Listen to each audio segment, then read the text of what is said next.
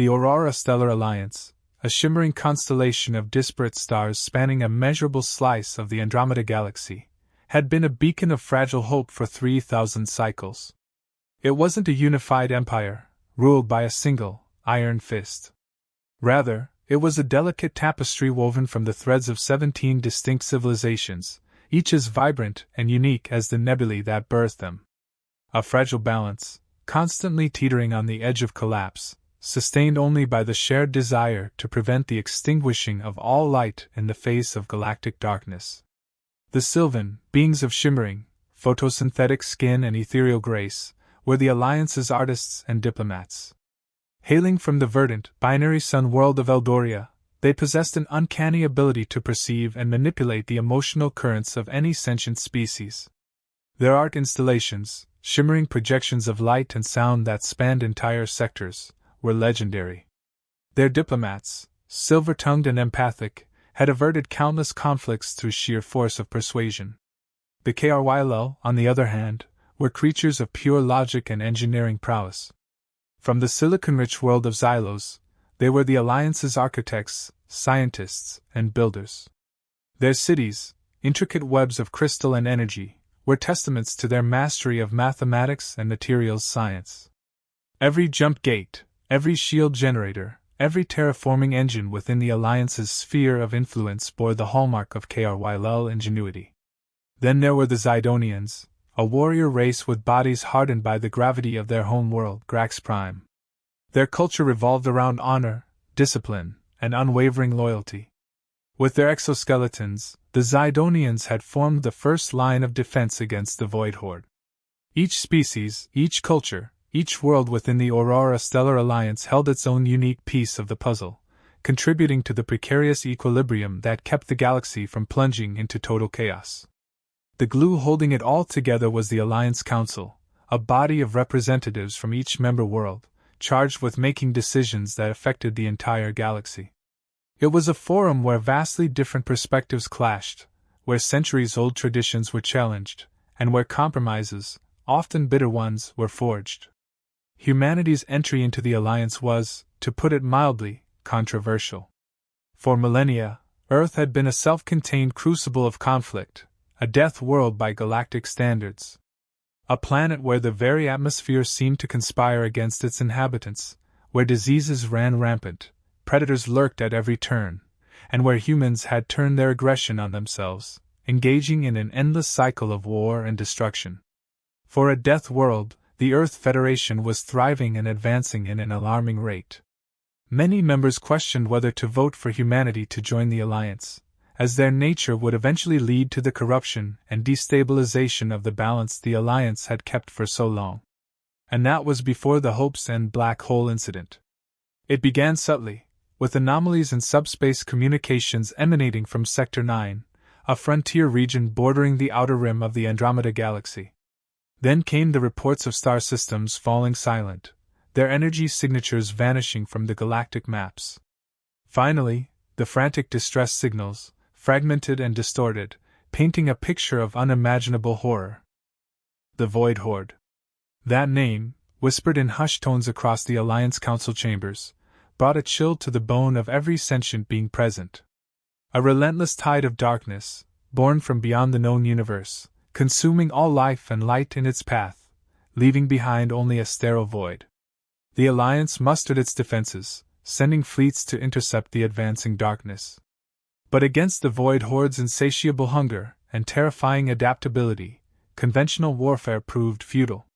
World after world fell, their populations wiped out, their cultures extinguished, their energy signatures swallowed by the encroaching void. The loss shook the very foundations of the Alliance, exposing the fragility of their hard-won peace and the limitations of their defensive strategies. The Alliance was no match for what was coming. The destruction of the Hope's End was not only a great hit to morality, but also a symbol that all factions need to be united to protect what's to come. It was amid this growing despair that a solution, one that seemed both desperate and promising, emerged from a most unexpected source: Earth. It was now humanity's time to step into the grand scheme. Echoes in the void. The Alliance Council chambers, usually a cacophony of alien languages and fervent debates, was hushed in an atmosphere of apprehensive anticipation. Holographic projections of collapsing star systems danced in the air, casting an eerie light on the faces of the assembled representatives. Ambassador Lythe, a towering Silvan with skin that shimmered with a gentle, bioluminescent glow, rose from his seat. He was a figure of immense respect within the Alliance, known for his wisdom, his compassion, and his unwavering commitment to peace. However, even his serene demeanor was tinged with a hint of desperation. "The message," he began, his voice echoing through the chamber, "has been translated." A collective gasp rippled through the assembly. All communication channels, even the most obscure and encrypted, carried the message. Each world, nation, and sector heard the echoes from what would come in time be called as the Twisted Nebula, even through language barriers and time differences. The leader's eyes flickered to senior linguist Dr. Eliza Morgan, a woman whose name had become associated with her achievements. Morgan was well known for her expertise within many different fields. Lyra had lost both of her parents during an alien raid 30 years ago. She has not smiled since. But her sharp mind was respected within Coalition intelligence.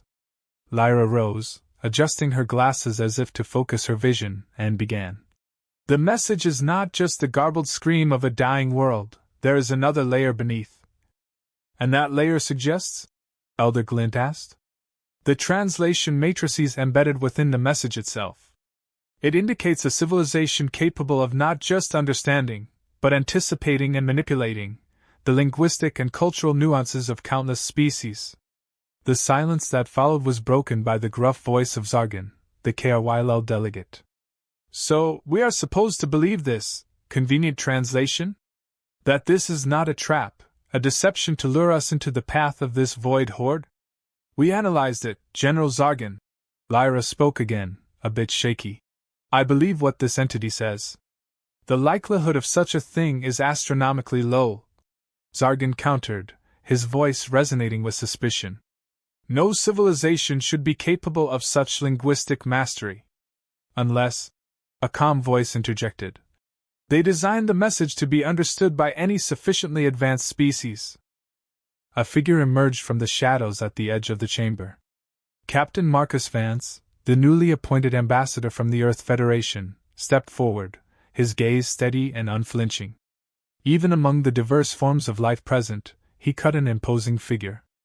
Tall, muscular, and bearing the weight of countless battles etched onto his face, Vance radiated an aura of quiet intensity.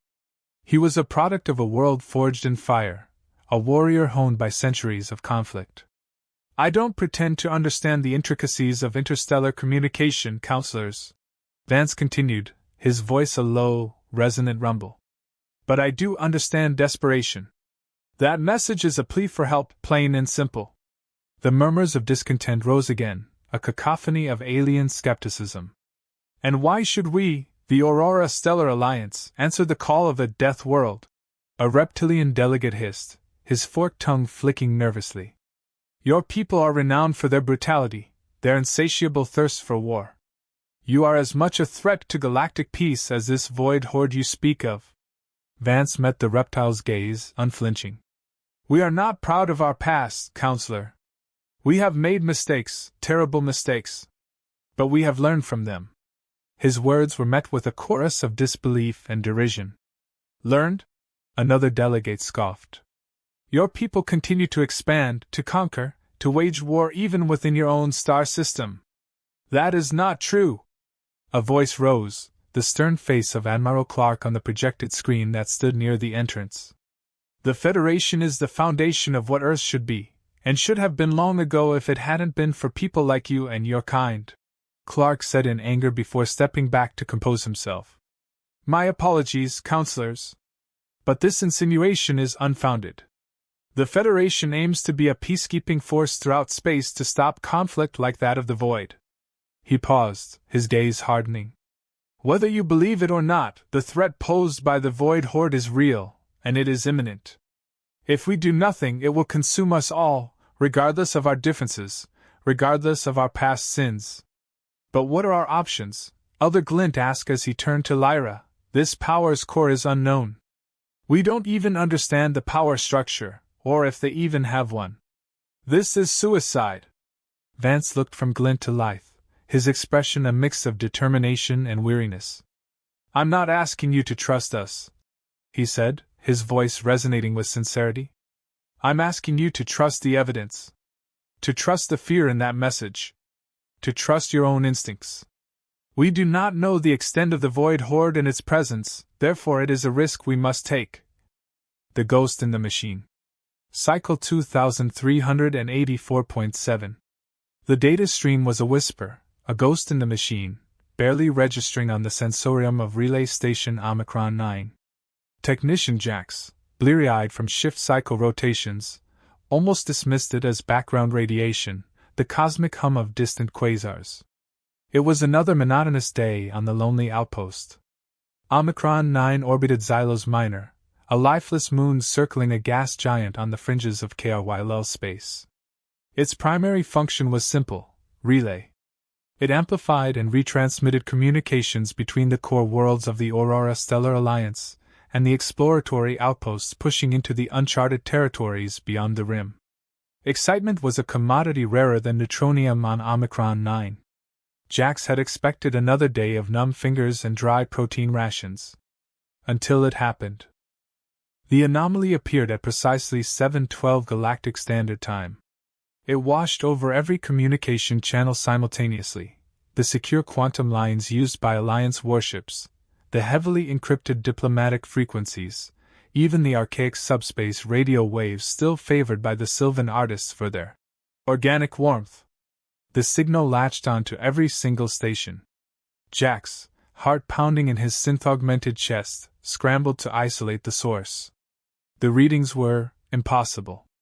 The signals seemed to be originating from everywhere and nowhere at once, a paradox defying the very laws of physics. It was a distress call. At least it was the closest his mind could think of it. The message wasn't a broadcast, not in the traditional sense. It was more of a resonance, an imprint overlaid onto the fabric of communication itself. Whatever civilization had sent it had mastered a form of interstellar messaging far beyond anything the Alliance had ever encountered. The automated translation protocols kicked in, initially spitting out a torrent of gibberish. But then, as if by some cosmic miracle, structure emerged from the chaos. Fragments of meaning began to coalesce, like shimmering particles forming a cohesive whole. Help us. They are coming. We can't stop them.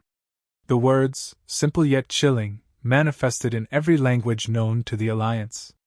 In Silvan, they appeared as shimmering, bioluminescent glyphs that pulsed with sorrow.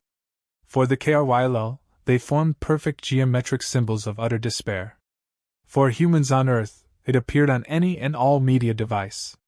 A digital apparition that spoke in each human language with the same dread. Jax stared at the translation scrolling across his console, a cold dread creeping into his bones. His first thought was that it was a hoax, a prank of unimaginable scale. But the sheer force of the signal, the raw, unadulterated terror that seemed to seep from the words themselves, convinced him otherwise. This was no joke. This was a genuine plea for help. He activated the station's emergency broadcast system, overriding all other transmissions. This is Omicron 9 to all Alliance forces. We are receiving a high-priority distress signal. Source unknown. Translation attached. Authenticity uncertain, but the threat level appears catastrophic. Repeat, this is Omicron 9. The message was now loose in the stellar ocean, a desperate cry in the face of an encroaching storm. He could only hope it would reach someone, somewhere, who could make a difference. Whispers of doubt. The ripple effects of Jax's broadcast spread like wildfire through the Alliance. On Elysium, the Silvan homeworld, the message manifested in the Great Harmony Grove, a vast, living temple of interconnected trees that served as the planet's emotional center. The trees pulsed with grief, their leaves turning a somber shade of violet. On Xylos, the Kryll High Councils analyzed the signal with cold, calculating precision. They scrutinized its structure, its anomalies, its inconsistencies.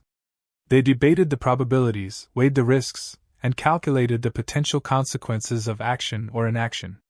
But, as any of the leaders would agree, action must be taken. The Alliance Council chambers on Ethel, the neutral world that served as the capital, descended into chaos. The holographic projections of crumbling worlds intensified the sense of urgency, creating a sense of palpable dread among the assembled representatives. "This is preposterous!" Councillor Forlag, a towering Krog with plated armor and a rasping voice, slammed his fist on the table. "We cannot simply accept this emotional outburst as fact. We need proof, verification." "What kind of proof do you require, Forlag?" Ambassador Lythe countered, his voice laced with weary patience. "The complete annihilation of another star system? The screams of billions echoing across the void?" "Precisely," Forlag snarled. "Until we have concrete evidence, I refuse to commit Alliance resources to what could be a wild goose chase, or worse, a cleverly disguised trap." "And what if it is real, Forlag?" Ambassador Anya, a representative of the Zydonian species, inquired from her end seat. "The very nature of the message being universal in languages and frequency, while genius, makes very little sense." Across the chamber, senior linguist Dr. Eliza Morgan, a young human, who had been invited as a specialist by the Admiral, looked up from the stream of data that coursed over her own display. She was a woman of sharp intellect and unwavering focus, her piercing gaze betraying a mind constantly working, constantly analyzing. "Forgive my interruption, counselors," she said, her voice carrying with a quiet authority. "But I believe I can shed some light on this matter." All eyes turned to her, a mix of curiosity and apprehension in their alien gazes. Humans, as relative newcomers to the galactic stage, were still viewed with a degree of suspicion by many within the Alliance. Their history of conflict, their aggressive expansion, and their seemingly endless capacity for self-destruction made them an unpredictable, even unsettling, presence. "The structure of the message, specifically the embedded translation matrices, is unlike anything I have ever encountered," Morgan explained, her fingers dancing across her holographic keyboard. "It is as if the message was designed to be understood, instantly and perfectly, by any sentient species capable of receiving it." "And what does that imply, Doctor?" Lythe asked, his voice measured. "It implies a level of technological sophistication that is almost incomprehensible," Morgan replied, her brow furrowing in thought. "It suggests a civilization with a mastery of communication and cognition far beyond our own." A murmur of unease spread through the chamber. The idea that a civilization capable of such feats would be pleading for help was deeply unsettling. "It could be a trick," Tarek, a military general, roared to be heard with a deep voice. "Those screams for help. What if they are screams for our own kind?" Asterisk. "Do you have anything to say in that regard, Dr. Morgan?" Lythe asked softly.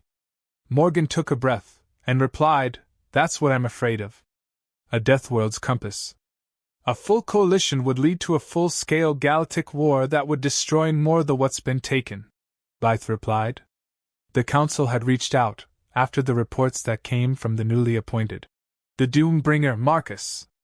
That's just as bad as doing nothing." A familiar voice bellowed from the shadows. Admiral Clark came out in a hologram broadcast. "Do you understand this galaxy will burn to the ground if a single world falls? Then our alliance will slowly, but surely be eliminated. We are fortunate to have been given the chance, yet people like you doubt it." Glint interjected, "Admiral, such language is uncalled for." "But it was all for naught." "With all due respect, Elder Glint, sometimes a little anger is needed to get a point across, but such actions of Earth do not make our own comfortable." A new presence spoke, whose face had no been seen till this moment, spoke from the room, as if it had been there all along. Asterisk. "What has the esteemed guest to say?" Glint asked. The voice was that of Yala, the scribe, the leader and representative of the KRYL. Her entire body was made up of a synthetic fiber like crystal, with circuit lines running across. "With all due respect, Alliance's goal of a world without arms is failing, with just the void swarm," Yala said. The Earth Federation can prove to be of use to the Council and to our future. So you all are deciding to agree with this insane proposal? Lith asked in shock. Then you cannot see where fate is leading us to, Glint replied as he shook his head. But if not me, who shall do it? Clark replied as he stared at Lith. And in any case, we are already going, Clark said as the broadcast shooed down. Darkness arriving. Marcus reviewed all the profiles of the Coalition Council that they would soon join in battle. Some were helpful, while the others were against them. That's the best we have, Vance said under his breath, as Morgan got closer to him. Is everything in check? Vance said. I can safely run the ship myself, Morgan replied. I am not worried about that. But are you fine with this, Vance replied, worried. I have to, Commander. Morgan looked up to the sky. If this succeeds, we wouldn't have to sacrifice the future of our kids. I understand that more than anyone, Vance replied. Before leaving the room, Morgan took his hand and stared straight to his eyes. Just promise to return safely, please, Commander. The ship then engaged its engine and jumped for war. I hope this gets you started on your novel. Let me know if you have any other requests or suggestions. The vast amphitheater of the Citadel of Erelon, home to the Aurora Stellar Alliance's Security Council, hummed with barely suppressed tension. Sunlight filtered through the iridescent, bioluminescent flora clinging to the towering structures, casting an ethereal glow upon the faces gathered below. Representatives from the 17 member species were present, a kaleidoscope of forms and features reflecting the diverse tapestry of the Alliance. But beneath the veneer of unity, cracks were beginning to show. The holographic displays projected at the chamber's center showed the chilling reality. Stark images of lifeless worlds, star systems swallowed by an advancing void, and the fragmented remnants of once proud fleets reduced to cosmic dust. The dirge from the Twisted Nebula, now officially designated Sector Gamma 9, echoed in the silence, a haunting soundtrack to the galaxy's impending doom. The situation is, to put it mildly, dire. Ambassador Lythe of the Silvan, his voice carrying across the chamber with an uncharacteristic tremor, opened the proceedings. Our scout ships, those that have returned, report that the Void Swarm is unlike anything we have ever encountered. Conventional weapons are proving ineffective, and their ability to adapt and evolve is unprecedented. A collective murmur of unease rippled through the assembly. For centuries, the Alliance had relied on its advanced technology, its sophisticated defense systems, and its commitment to diplomacy to maintain peace and security. But the Void Swarm seemed to defy all known rules, rendering their carefully constructed defenses obsolete. What of the quasar cannons on Aegis Prime? Counselor Zargon of the Kerwilo, his multifaceted eyes gleaming with a cold, analytical light, demanded. Were they not designed to obliterate any threat within a parsec's radius? They were, Lythe replied, a hint of weariness in his voice. But the swarm, it simply absorbed the energy, adapting its shields to become impervious to that frequency. By the time our forces realized the futility, Aegis Prime itself was consumed. A collective gasp swept through the chamber. Aegis Prime, the linchpin of the Alliance's outer defenses, fallen so quickly, so completely. The news spread like a chill, freezing the blood of even the most seasoned veterans present. A new voice cut through the mounting despair. Admiral Clark. The image of Earth Federation's Admiral Clark appeared, the Earthling a stark, stoic figure amid the alien splendor of the chamber. He looked at all of the species. With all due respect, people. The way you all are acting is what made you weak. Now that the Void Horde is at our doorstep and you still wish to talk? The time for that is long gone. There was an uproar from several members of the council, but Clark, never one to be easily intimidated, held his ground, waiting for the commotion to subside. When it did, he continued, his voice resonating with unwavering conviction. The Federation has faced threats as grave as this one before. We have learned, through bitter experience, that sometimes, the only way to fight darkness is with darkness. The implication hung in the air, heavy and unspoken. Clark was advocating for a military solution, a strategy of aggressive counteroffensive that clashed sharply with the Alliance's long-held pacifist ideals. Are you suggesting we abandon our principles, Admiral? Ambassador Lyth asked, his voice tinged with disappointment. That we resort to the very tactics that have led to so much suffering and destruction in your own past? I am suggesting we do what is necessary to survive, Ambassador, Clark replied, his gaze unwavering. Our history is our burden, not our shackle. We are not the monsters you fear. We are survivors. And we know how to fight when pushed to the brink. And just how would the Federation plan to fight this swarm?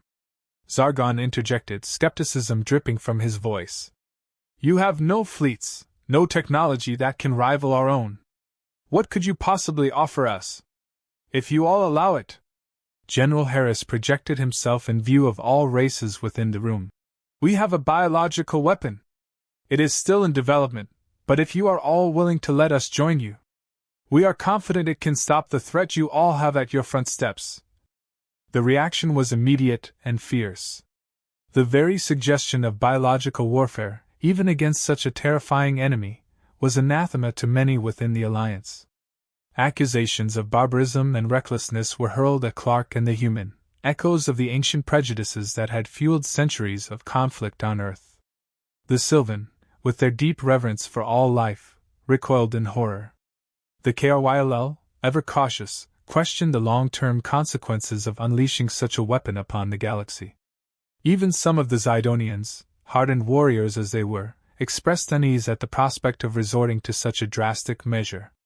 This is madness, Counselor Alara, a Kryll physician with delicate crystal protrusions adorning her head, protested. We cannot unleash a self-replicating pathogen upon the galaxy. We have no idea what the long-term consequences might be. We'll be no better than the Void Hordes. But this isn't any self-replicating virus that any of you would think, Morgan said calmly. This weapon is designed to affect the genetics of those in the Void and is 100% safe for all living organisms. We can work together and save everyone. Clark maintained his composure, his gaze sweeping over the assembled representatives. I understand your concerns, he said, his voice firm. But we are facing an enemy that threatens to erase all life from existence. We cannot afford the luxury of moral purity. Sometimes, the only way to win is to fight fire with fire. He paused, letting his words sink in. We are not asking you to embrace our past, counselors. We are asking you to trust our present. We have evolved. We have learned. We are ready to fight alongside you, to use every tool at our disposal to protect the galaxy. But we cannot do it if you tie our hands behind our backs. The debate raged on for hours, the chamber filled with impassioned arguments and desperate pleas. The holographic projections flickered ominously, a constant reminder of the impending doom that loomed over them all. Lyth had been silent for a long while in the meeting. The information he had at the tip of his fingers could sway things. He could decide the fate of countless trillions if a decision was made. After a long while he spoke. I propose this. Instead of risking further losses, and the information provided by humans, Earth Federation should be our shield. There were murmurs of disagreement across the room. He continued, This alliance can only exist as long as we can compromise. Now do we make a decision, or are we going to go our separate ways? It had been a test. The alliance had to decide on their future. To what extent are each members willing to trust each other? For the first time in recorded galactic history, trust had been established at a galactic scale. Whether it lasts or not, that was for fate to decide. I trust this is helpful and gets you on your way to creating a full novel. Let me know if you have any other requests.